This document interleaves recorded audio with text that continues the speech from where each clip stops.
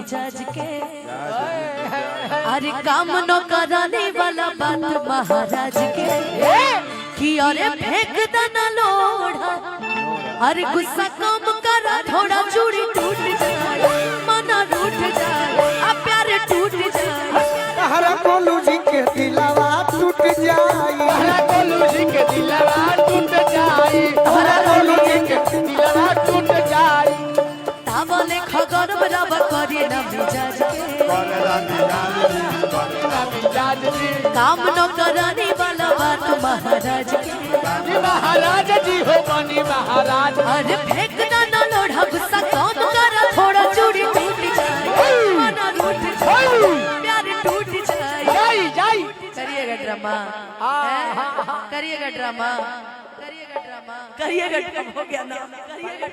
अरे तो जहाँ भीड़ भाई हो धक्का धुकी ना होए। होला होला होला होला हो या फिर होई रुकर तारा फिर ढेर हो।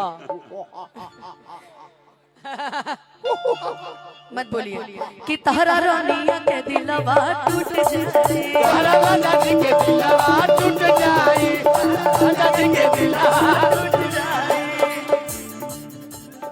ई ना भाई अचाके में ना उठ जाए सारा दोस्त लहर हवा राजा जी राजा जी उठ जाए लहर ओइसन सरद हवा राजा जी तू मर्द नहीं माथा के दर्द हवा राजा जी तू मर्द नहीं माथा के दर्द हवा राजा जी। हम गोरी गोरी तू चकोरी गोरी हम गोरी तू चकोरी हेलो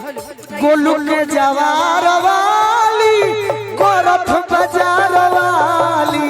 गोलू के जवार वाली गोरख बाजार वाले हम गोरी चांद चकोरी हम गोरी चांद चकोरी भोजपुर बाजार वाली गोरख बाजार वाली गोलू के बाजार वाली गोरख बाजार वाले। अरे मरो नहीं माथा बड़ा बड़ा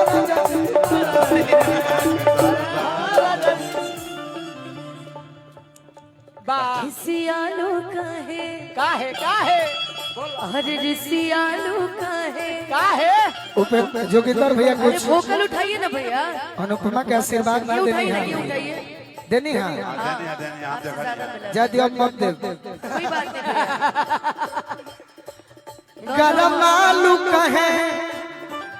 खिसियालू कहे गरम आलू कहे गरम आलू तो फेंक देलू आलू कहे तो फेंक दलू आलू काहे आलू तो फेंक दलू आलू काहे। हमसे भाईल बटे भारी धोखा अरे आलू के में से देनी चोखा एही आलू के मिस दे हम चोखा चोखा चोखा आलू के में से देनी चोखा। अरे देबू नहीं खाए तक बोला हम कमाए चित्र फूट जाए तला मुठ खाए प्यारे छूट जाए। का भाई कितहरा राजा जी गोड़ावा के दिलवा टूट जाई अतहरा रानिया के दिलवा टूट जाए हरा राजा के दिलवा टूट जाए हरा राजा के दिलवा टूट जाए। एगो तोहरे मेहरारू हमरा गीत को भाव देले रहे कौन गलती कोई नहीं पहिला भेंट में।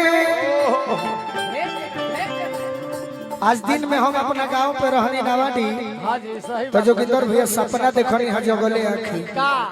कि अनुपमा के बियाह गोलू राजा से हो गई। हालांकि सच्चाई ना हुई सपना बाकी सपना देखनी है